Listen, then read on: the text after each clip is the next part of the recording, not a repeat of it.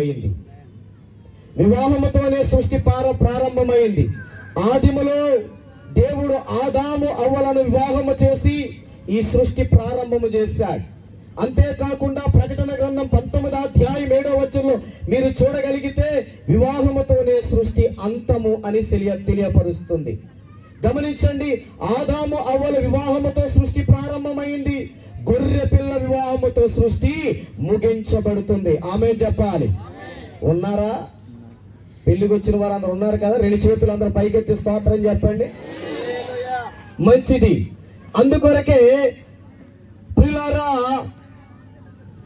వివాహముతో ప్రారంభమై వివాహముతోనే ముగించబడుతున్న ఈ సృష్టిలో 2000 సంవత్సరాల క్రితం నజరేయుడైన యేసుక్రీస్తు ప్రభువు వారు భూమి మీదకి వచ్చినప్పుడు ఆయన మొట్టమొదటిగా ఎక్కడ అద్భుతము చేశారయ్యా? సూచక క్రియ